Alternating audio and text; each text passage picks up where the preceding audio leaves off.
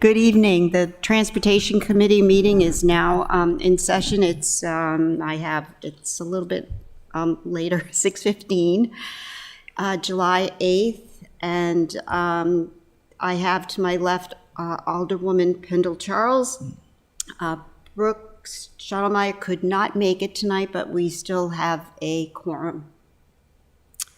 So we have an agenda. Could I entertain a motion to approve the agenda for tonight? I make a motion to approve the agenda for tonight. And I can second. All in favor? Aye. And we have the approval of the minutes that were dated 5/11/21. March. It's a 3, yeah. 3/11/21. Could I entertain a motion to approve the minutes? I make a motion to approve the minutes from March 11th, 21. Thank you. I see Hillary's not here, but You we have do. to second and then take the vote. Oh, I'll second. All in favor? Aye. Aye. We have an appointment tonight, and it's a new appointment. It's kind of exciting because we have your ward represented. Oh, he's here. Yes, he is. Oh, gosh. This is the appointment of Tom Schock to the Transportation Board. I believe then that fills all the vacancies. I'm pretty sure. But we have here, we have your resume, Tom. Welcome. Can you hear me? Thank you. Yeah. Yep, I can hear you fine. Okay. You might have to turn up your volume a little bit. Is that correct? How's that? Is that better? Yeah. Can you hear him? A little bit.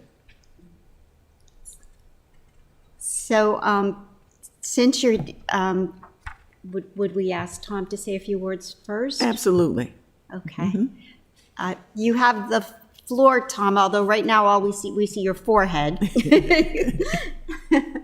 There you go. I know. Thank you for your patience. We're still working out the kinks in Skype. So would you Sure, like to? no problem. Yeah. Okay. Yeah, I'm happy to answer any questions you might have. I don't Oh, know. you're still, your volume needs to come up. Do you have a volume control, or is that on our end? I don't. Okay. Julian, is he talking to him now? Okay.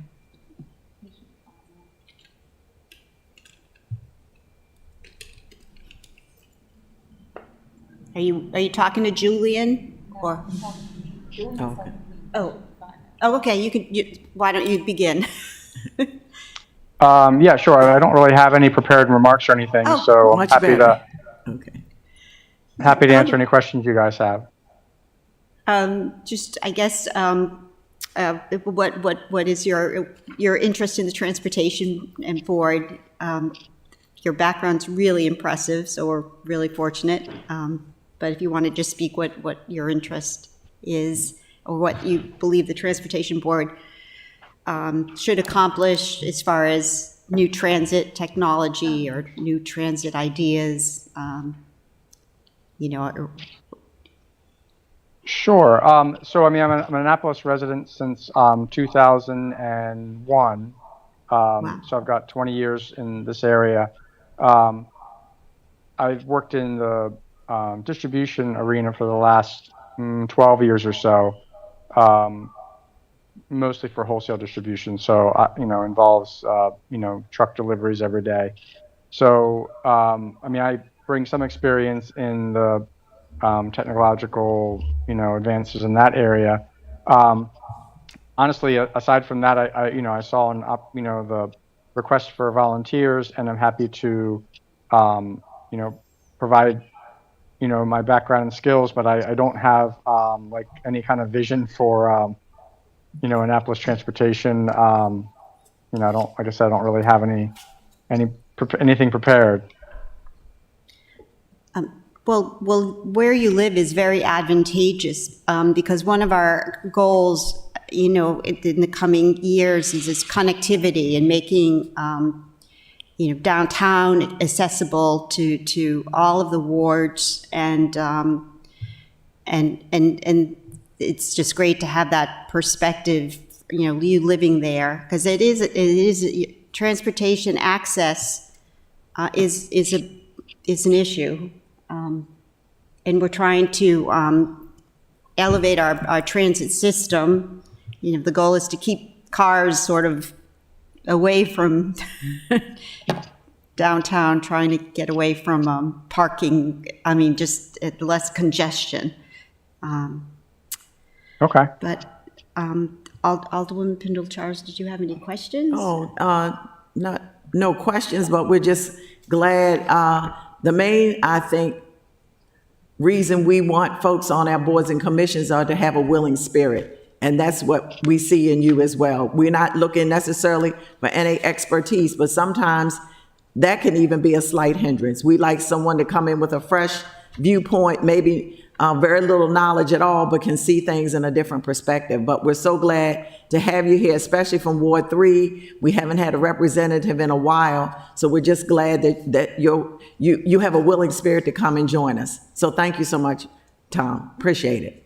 You're going to Absolutely. enjoy the board. You're going to enjoy the board. It's a newly formed board, and they're really a diverse group and a lot of brain power there. So I think we're ready to entertain a motion to recommend the appointment of Tom Schock. Yes, I make a motion that we recommend the appointment of Tom Schock and have it move favorably to the rest of the council. I second that favorable recommendation. All in favor? Aye. Recommendation will be forwarded to the city council from us. So thank you so much for being here and your volunteering. Thank you so much again, Tom. Absolutely. Appreciate it. Right. So we have Dr. Dua here, just to brief us. There's a lot going on. At first, we were going to have a presentation, but everybody's so busy and preoccupied, we just... And Tom, if you wanted to stay with us, I'm not sure if that can be done, but you certainly can watch us on Channel 34, if you like, just to kind of get a sense of how things go. This may not be the necessarily most what we normally do, but we do all have Dr. Dua here, who's our acting transportation director, and he's excellent. And so he's going to give us a presentation. So I don't know if you can stay on the line, but you certainly can tune in to Channel 34. Okay, I'll do that. Thank you so much. I appreciate Okay, it. thank you. Before Dr. Dua speaks, I just wanted to say I wanted him to speak of this past weekend. I was part of it, and I was so impressed at the way we handled transportation. When you think of it, Alderwoman Pendle-Charles, there were 20,000 people flooded into City Dock to see the fireworks, and Kwaku maybe knows the time, but there was no question of, everybody came. I don't know where they parked. Nobody complained about parking. They got to see the fireworks, and they were at the end of the fireworks. They were dispersed because we had this shuttle program, and they just got out of Dodge, and it was just miraculous. I was walking home with my husband to Park Place, and I saw the shuttles, and I'm like, wow, they're really booking it here. I heard Eastport got a little bit, but that was their fault that they went to the peninsula, and I guess they had a hard time getting out. But so, Dr. Dua, you can take it from here. Okay, thank you. My name is Kwaku Ajimandua, Transportation Department here. I'm here to talk briefly about transit services that we did provide this holiday weekend or Independence weekend. First of all, I would like to thank my fellow workers in the department, especially our bus operators that actually go about their work professionally as much as they can. Despite the fact that sometimes we do have some riders who come on board and yell and scream. In fact, in one instance, we have somebody who about 3-4 years ago actually pulled a knife on a driver because the driver has made a comment that that particular individual should not eat and drink in the bus because the signs were there, and not knowing that the individual has called the husband or the boyfriend at the stop that she was going to get off, and the person actually pulled a knife on the driver. The driver was quite, as they have been trained to deal with those hostile environmental situations. As you know, we have an onboard video surveillance system on the buses that captured every scene. We did report it to the police, arrest was made, and I think the person was prosecuted. And in addition to that, this individual was also suspended from taking the bus for some time. So when you see the drivers, they go through a lot every day, especially on narrow and outflow streets with all the cars around. Most people don't like to drive behind the bus, so they try to zip by, and they do very well to minimize accidents or crashes or incidents. So they do a very, very good job, and I'm very, very proud of the drivers and then the people who maintain the vehicles and the transit supervisors who actually communicate with the drivers when they are en route. Any incident, they call back to get advice, and they are quick to respond to that.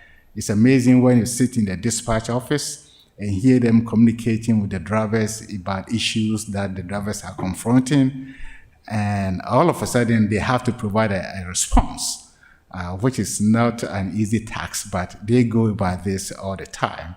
So just to say that they are doing a great job. It's a service to the city. The bus system is for everybody, whether you have a car or not. It's a choice that we make. But they go around, even if nobody takes the bus, they will be there on time as we have scheduled it. How did they know where to pick it up downtown? Was there a drop-off? For the state shuttle? Yeah. Typically for the state shuttle, it's a short distance from the Naval Academy Stadium to downtown. If a passenger wants to get off at a certain point, if it's safe, the driver will actually stop for the person to get off. So it's from the stadium to the downtown, just back and forth. Yeah. Okay. So I have a question. okay, sure. Dr. Dubois, you mentioned about the communication between the bus drivers as well as the police department. Do the police department regularly train bus drivers in how to handle certain situations? Yes, we do have a part of the training. We do have some of the police officers come in for training. We also have the fire department. Also, they come in. I think there was issue with overdose. And administration of, I think, is NARCOM. So they came in to basically, and CPR, that they went through all this. It's a part of the requirement. In fact, when we write our grant applications, there is a section that asks you how much money did you spend on training and education. So every training that we offer at least once a month, we have a roster, how many people came in, what were the topics that were discussed, and how many hours. So we do it every month, and then we compile it and then put a value to it as part of the grant application that we do submit. Of course, we also know that we work in very close relationship with OEM in terms of events. So every event that is managed by OEM, we are part of that. We go to all their meetings, all their trainings, tabletop exercises. We get involved in all these things. So it's ongoing, and we work in a very cooperative spirit. to ensure the safety of the drivers and, of course, the general public. Okay, thank you. You're very welcome. I did provide with you a one-page table. That is a summary of what actually happened this past weekend on July 3rd and on July 4th. We got a word that we do expect influx of people here, and the circulator service, as you know, currently uses only one bus. So with the expected increase in the number of people that would be in the city, we didn't want to wait and say, okay, we now have a problem. How can we solve it? So as part of the planning, working together with the city manager's office, we decided to add one more bus to the circulator on the 3rd. Of course, so as you see the numbers, not many people actually took it, but at least we planned for success in such a way that instead of waiting for an issue or a problem to arise, we were just ready there to help. So we did provide the circulator service in addition to the regular circulator. So like instead of every 20 minutes, it became like every 10 minutes there is a service, and it was free and there was no charge. I have a question. It's a really dumb question. Is somebody using a clicker to determine how many people are getting on the bus? Yeah, we do have electronic fare buses, and a circulator also has a system for what Well, if it's free, I'm saying. Yeah, but we can count them. So there is, on our electronic fare box, there is a user interface with buttons. So we will program that it's free. So everybody who gets on board, the driver will just hit it, and then it will record it and send it back to the office. So we do count everybody, whether it's free or not. If you take a look at a monthly report, there is a section on our kids, our children, I think K through 12, who take the bus. And we do provide a number every month who take the bus for free. Again, we have an icon on the screen saying that, okay, K through 12. So though it's free, we need to count them. And even if city employees who can also have take the bus for free, we have an icon saying city employee. So you can go in and say, okay, this month, how many city employees actually took the bus? How many transfers from, say, MTA bus, then now is bus 70, actually transfer from MTA bus to our system? We count them all. It's also one of the requirements. As I was having a conversation with the chairperson, we have to report the number of ridership every year to the federal government through Federal Transit Administration. So we do that. So we do count everybody. Okay. Who gets on there. Yeah. Thank you. Okay. You know, it's interesting for planning purposes. July 3rd, there were street closures too. I mean, it was, so I can't imagine it being a real efficient route. The upper half of Main Street was closed and the lower half of West Street was closed. So yeah, so and mostly I think the weather was nice. So given the street closures and then the parade, many people want to stand along the roadside and enjoy and see what is happening. Right. So that's not surprising, but we need to plan for that. Okay, so we did also provide a cooling bus. In event somebody gets needs to get a very cool place for whatever reason, that was also made available. To that, normally we park it at adjacent to the Harbour Master's office on City Dock, and then you will have a big banner saying cooling bus. So the bus will be running, the air conditioning will be on, the windows will be closed, and then the sign says that if you feel too warm and you want to cool off, that is the best place to be. So we also provide that service, and we do provide that service every major event. Perhaps just because of the COVID 2020, we didn't have this kind of activities, so we didn't do that. So it's a good idea to catch up of what happened this year, because we didn't do it last year because of the pandemic. Question. Do you all have a warming bus in the wintertime? If it's absolutely necessary, yes, we can, because it's HVAC system, so you can turn the heat on, or you can also turn it into, just like your personal vehicle. If it's winter time, you bring in the heat. We also do that if it's necessary, especially in winter, around Christmas time. I think it's January 1st, the fireworks. We do have, I do remember a warming. so we will have it running with the heat on, so that if you feel too cold, potentially frostbite, you can get in and get warm before you get out.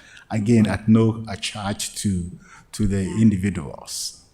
And since you have the water for the cooling bus, you can get some hot cocoa for the warming bus. Yes, ma'am. Yeah, we Just a small suggestion. Yeah, we welcome our suggestions, because those who use it, we would like to get feedback so that we can provide better service next time. So that's what we look for. It was a solemn day. Excuse me. It was a solemn service, but the Guardian Memorial. It was definitely necessary. I'm sure you had people come to it. And we work closely with Felicia, who is the event coordinator on parking issues and on transportation and on the cooling bars and the warming bars. Yes, we do have warming bars. That is a term that we normally use in winter. Warming bus. Warming bars. So we did that. We also had one of our buses in the parade. Of course, there was nobody in there. Oh, right. But we also had that person, that vehicle in parade from about 10 a.m. to about 12:30 p.m. On the July 3rd. Okay, so as you see, not many people use it because of the nature of the event. It's a parade. Most people want to stand along the road and enjoy the parade. Then came July 4th. Again, we did provide additional bus on the circulator route. On that day, it picked many more people because of the various activities in the downtown area. We again did provide a cooling bus because of the warm temperatures. So that was there. We have about 43 people who actually use it, came inside the bus to cool down before they went about their activities. And July 4th, we don't run a regular schedule bus. So what we do is that from about 4 p.m. to about 12 midnight, we have 4 buses running the shuttle service from the Naval Academy Stadium to the downtown area. And this, because it's a short distance, you can see them almost like every 5 minutes. And the drivers are very professional. They did a very good job. We never received not one complaint from any rider. No incident. So I'm again very proud of the bus operators, given the volume of the number of people in town, and narrow streets. You have to be careful because somebody may not look and then cross the road, and all the vehicles around you, and yet we never had no incidents. So again, kudos to our bus operators who did, I think, an excellent job in providing the services. Okay, and you can see. Charge for park? There was a little confusion.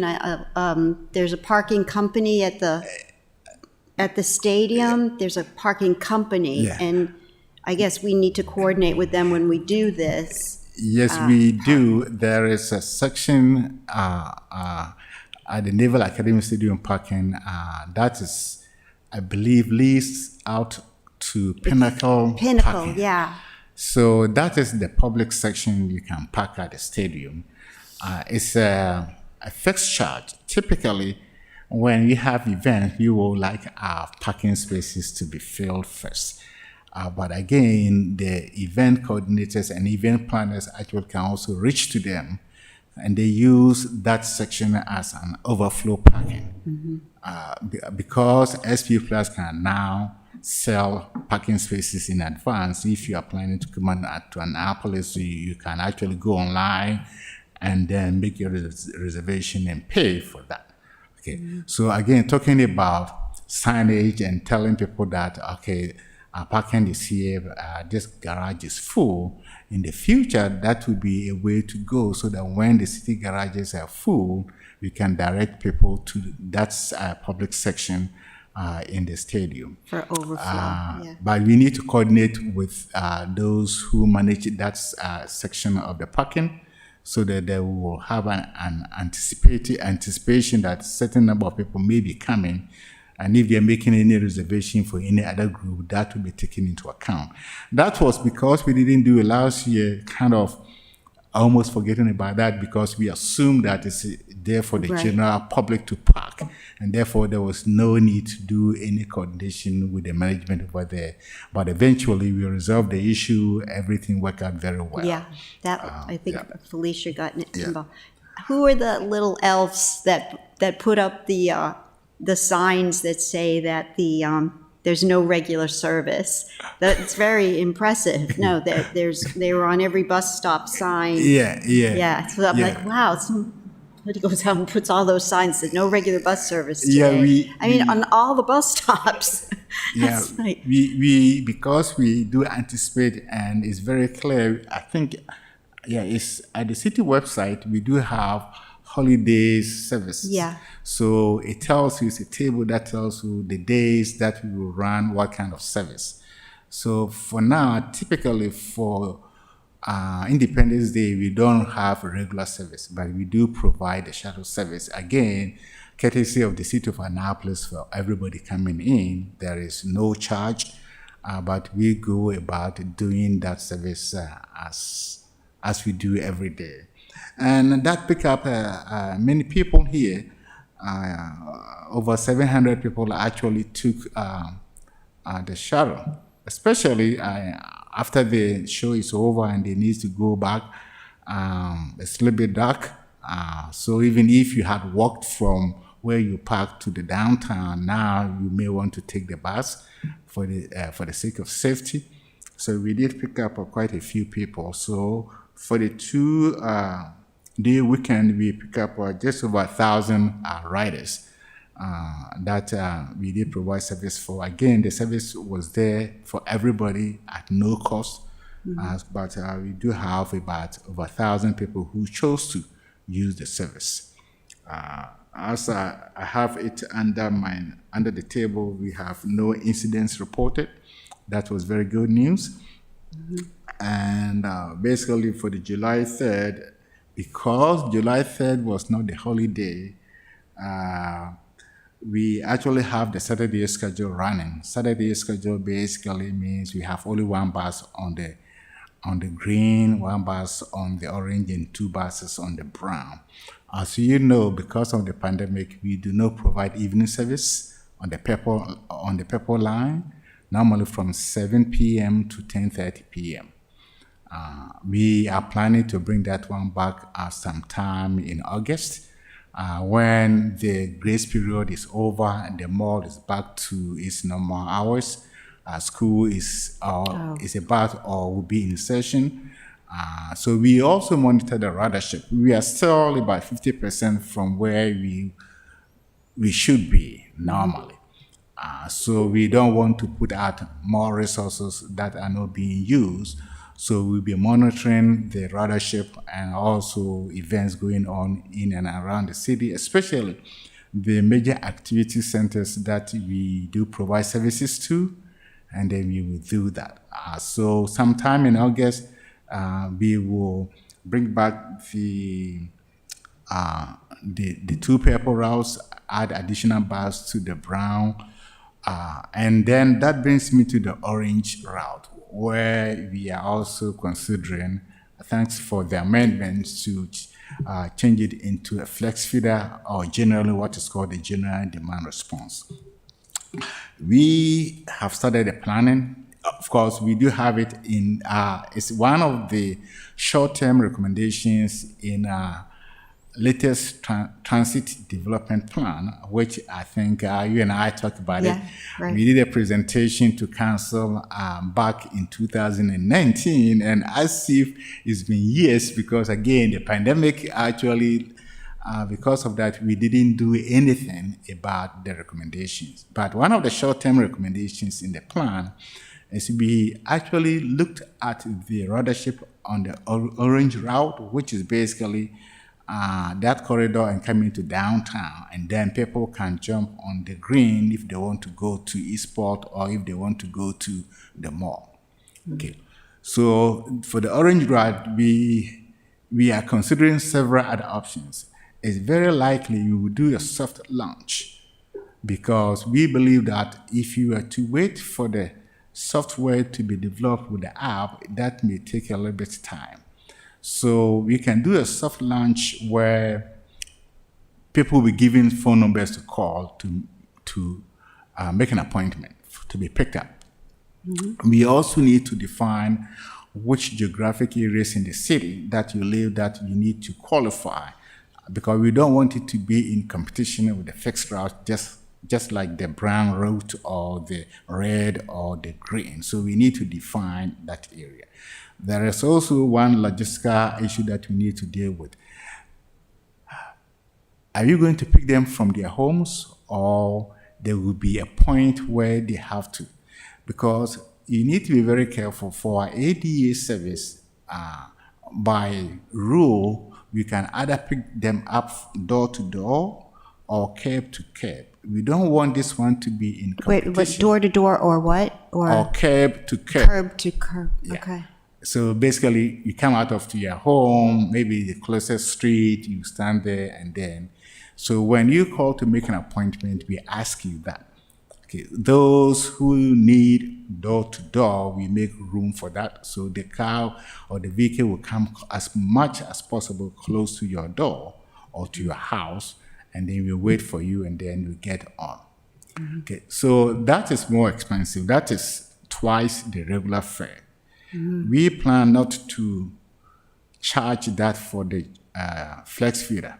It's going to be the regular fare of $2. Okay. And therefore, to make sure that you don't make it seem like it is an ADA door-to-door service, we need to determine some centralized locations where people have to go to be picked up. Mm-hmm. And also, we need to define the destination points. Because if you pick up somebody from the Bembe Beach Road area, ideally, the person has to be dropped off at the Giant, where we have our last bus stop, so that we can continue your trip. Because it's a general demand service, it doesn't have a fixed time. So coordinating that with the fixed route schedule becomes very problematic. Because if you want to go to the mall and then you're picking up the red from the Giant, by the time that we take you to the Giant stop, mm-hmm. the red has just left, which means that you have to wait for another 30 minutes. So these are some of the planning issues that we are going through to come up with the best feasible way to make it fair, especially to those who take the fixed route, mm-hmm. and also those who qualify to take the ADA complementary paratransit service and this flex feeder. Okay, so we are working on that. The soft launch is more likely to be what the county currently does. The county system is easier because it's kind of self-county.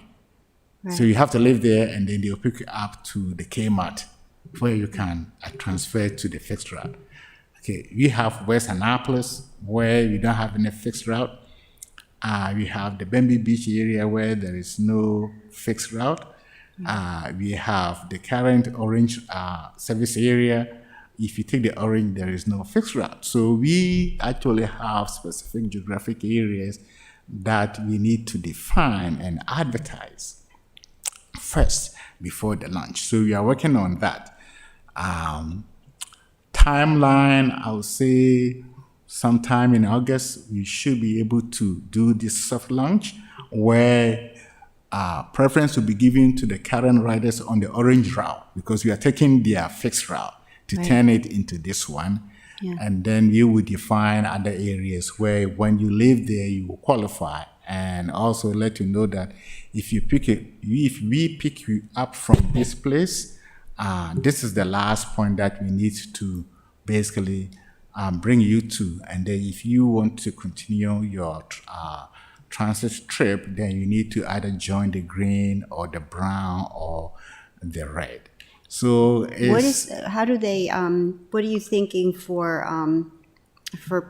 paying, for paying payment yeah, for your fare collection. We have electronic fare boxes on all the buses, every Right, bus. okay. So we will actually create another button for flex feeder Okay. riders so that we can actually count the number of people who are using that particular service. Yeah. Yeah, we do that in-house. You can go into the program and create an icon and just upload it. Evening time when all the buses comes in, they will connect to the network for the software, and then it will upload the new information to the bus system, so that when a person is driving a flex feeder bus, he can see that, okay, flex feeder, so I'll press the person, flex feeder, it will count it as flex feeder, so we can track how many people will be using that particular service. So there must be some national models that you're using, right? That help. I mean, just where you have, I guess the given is the fixed routes. It doesn't seem like you're changing them, the routes themselves, and there has to be other cities that have done this that you can look at, or Yeah, Montgomery County has this, they call it micro transit. right? Okay. For them, because they also have the rail system, Oh, right. basically Yeah. what they do is that they pick it up from what we generally call as low transit needs areas, like residential areas where most people drive to work, but there are a few of them who may, for whatever reason, want to take the bus, or for workers who want to go to these areas to work. So they pick them up from those areas and take them to the next major rail station. So it's connected to their major routes, and vice versa. So if you take that one, they use an app actually, and they have few more vehicles than ours. So we have been talking to them. We are looking at how they do it, and then any lessons learned, so that we don't get into issues that they have already come across. So we are looking at that. Other cities do it, especially in more rural areas. They do not provide fixed route because rural areas is low population density. They are scattered over a large area. So they normally provide what is called the general demand response service, similar to the flex route. So for them, currently, most of them use a telephone. So you call and make an appointment, and then they pick you up to that. So that's very, very common in more rural areas. And more urbanized areas, we serve those areas where the demand for transit, especially for fixed route, is so low that it doesn't worth the investment. So to supplement your fixed route, you run this general demands service. We did look at what is called deviated fixed route. Deviated fixed route is like you take the orange, okay, instead of just running along its normal path, it can deviate up to a mile to pick up somebody and get back. Okay, but again, it makes your time of arrival, especially for the riders who may think that it's a straight shot, it should not take me more than 10 minutes, and now you deviate for another mile and then come back to the route. So we decided that that is not the best way to do that. So we have looked at several options. Yeah. For this, the best one is this flex feeder, where it's a general demand response. Generally, you need to give us about 2 hours if you want to use that service, which means that there's some planning to do on the part of the rider, so that if you want to get to a certain specific location, we need to know that, okay, it takes X amount of time. I need 2 hours to give them notification, and then they come and pick me up. So there is some kind of planning work to do, and we are on it. It's very exciting, actually. Yeah. yeah, No, you're yeah, working. You're yeah, working really hard yeah, on so, this. Yeah. So Maybe sometime when when you have, maybe there'll be a time when you can present to the city council the progress. yes, that's what we plan to do. Once we typically we have what is called implementation strategy. So one piece of that is the marketing. We need to inform people ahead of time. Just like when we did change the whole structure of the Annapolis Transit back in 2000, I believe, 10, 11. That time again, we didn't have a director yet. So that was a very monumental task, basically changing it. Remember, they all used to go to Spa Road? Yeah. Yes, they Yeah. use all the buses used to go to Spa Road, almost all of them, and then everybody would transfer to another bus. So we call it a pulse system. They all come in and go out, come in and go out. So some people come, some buses will come from the Giant, but they don't go to the mall. So you have to get to Spa Road and then transfer from that bus to another bus that goes from the Spa Road to the mall. So it did work when it was initially created, but over time with traffic congestion, it means if one bus is getting late, all the others have to wait Right. because people have to transfer from your bus to the other buses. And over time, because of increased traffic, we found it to be much more inefficient.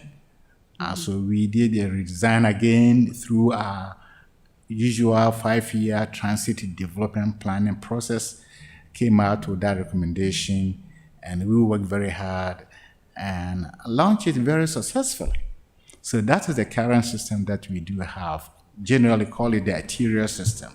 So if you are from Eastport, you don't have to be forced to transfer at Spa Road to another bus to take you to the mall.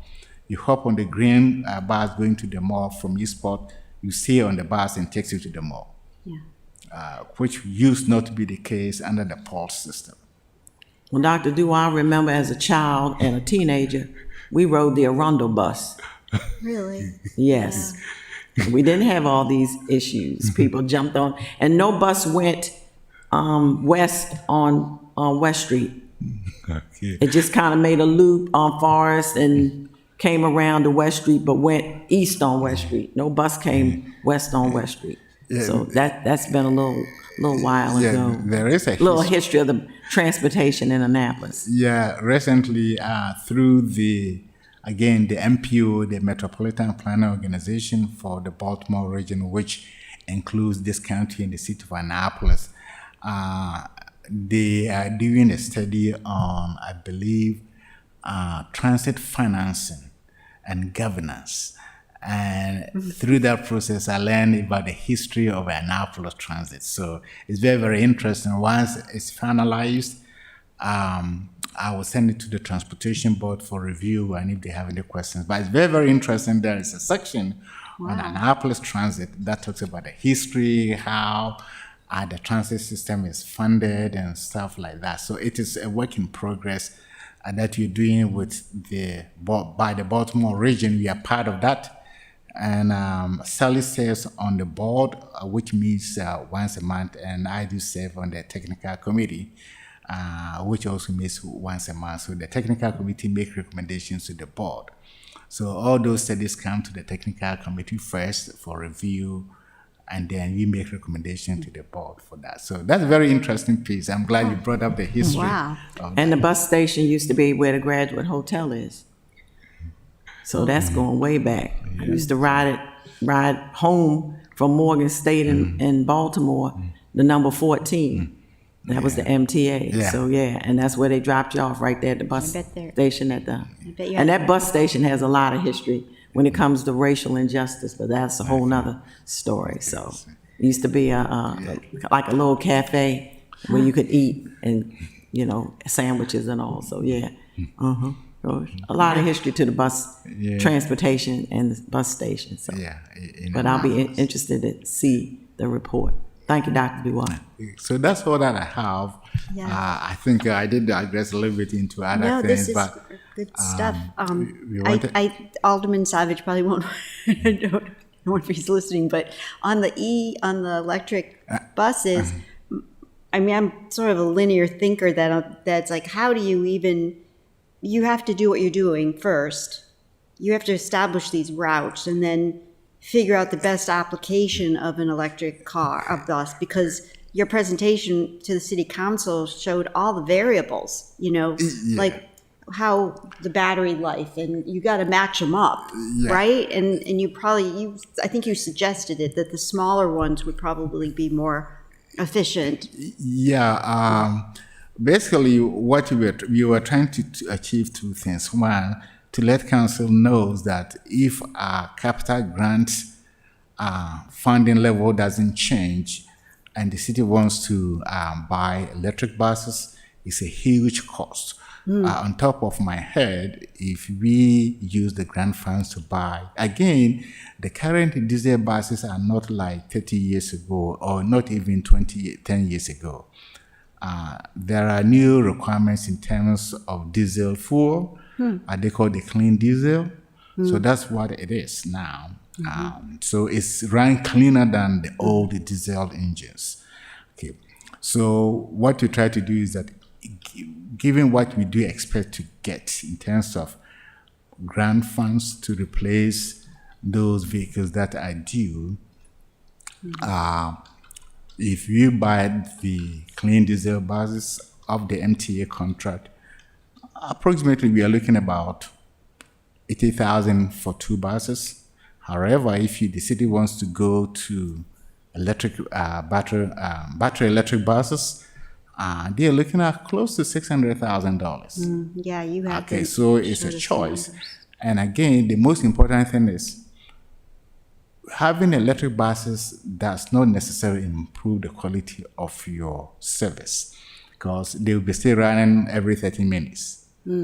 Okay, so if you have money to spend like that, the question is, and some of the large transit agencies recently made a decision to actually stick with diesel buses.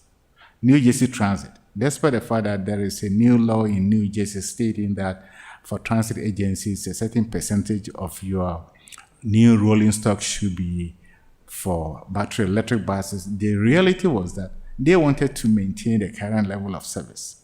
Given the amount of money that they have, they cannot buy electric buses to maintain the same level of service, because you need 118 buses. Right. Okay, that costs you about X amount of dollars. Okay, if you want to buy electric buses, at least it's about 1.5 times. So you need to increase your budget. Not only that, Right. First things your first. electric buses cannot run all day, which means if you buy 118, you may end up buying about at least 160.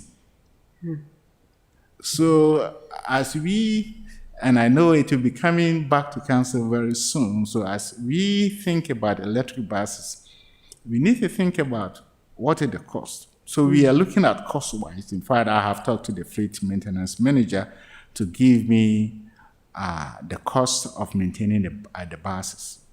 Typically, the parts, because whether you have electric bus or diesel bus, you still need your labor. So we took the labor out. So we are looking at the cost of the bus, the cost of maintaining them, the cost of the diesel that we use, and then we can compare it to that of electric bus and present it to council to make informed decision. If you put a high premium on the environment, that is a different matter. But it's up to the city to Does the EPA have standards on the what are they, clean diesel? They do. On the- Generally, every vehicle that is sold in the U.S. here, Yeah. there is a standard. I But it- believe the previous administration attempted to roll it back, Right. and Trump now, okay, so there is a standard. Whether it's a gas or your diesel vehicles, there is But standard. have they gotten tougher on diesel? Yeah. So, and they burn cleaner. The only thing is that the number of vehicles we have on the roads have increased. the number has increased. We drive more, so it all drives up in terms of tailpipe emissions from what you call mobile sources, like vehicles. Maybe the circulators can be electric first, I think. All the circulator, if you currently remember, is under contract. Okay, so that will depend upon On the contracts. the contractor. And we don't know whether that will mean the city has to pay more money for that, or just because the contractor will benefit because of the fact that diesel prices compared to electricity. And again, electricity is not free. So in terms of getting your electric bus, you need to find a way to determine how much you pay for electricity. So remember, for electricity, it's going to be more of individual level, whereas the city actually buys fuel, diesel or gas in bulk at a relatively lower rate than what you get to buy at the pump. Okay, so it introduces other variables that makes the calculations a little bit more complex. But we do our best to do apple-to-apple comparison. We don't have any recommendation. We present it to you in terms of cost, mileage. And for our buses, we're supposed to last like 10 years, 350,000 miles. We have buses that we are still running with over 500,000 miles. Which means that they do maintain them very well, generally. So, Well, your study was really good. You showed us that. so. Well, thank you so much. It's great having you Thank here. You are very welcome. I don't know if we have Kurt Riegel by Skype, so that was unfortunate. Kurt thought that we were Zooming. Oh, Yeah. Yeah, that the first housing standing committee we had in Chambers, I almost didn't. It wasn't that weird for you the first time to say, "Oh my God, I got to come here for a standing committee." It's confusing. we don't have our shields. I know. Oh my, that's something new. I just noticed that. Wow, I can hit Fred now. I'm getting from the other side. Yeah, we can hit Fred now. Well, then that completes our agenda, unless there's anything for, I'll sign this, unless there's anything you have. I have nothing else, Madam Chair. All right, well, I will entertain a motion to adjourn, I will make a motion to adjourn. and I will second that. All in favor? Aye. Aye. Right. Meeting Thank you adjourned. so much. Thank you. Very good meeting. It is, it's an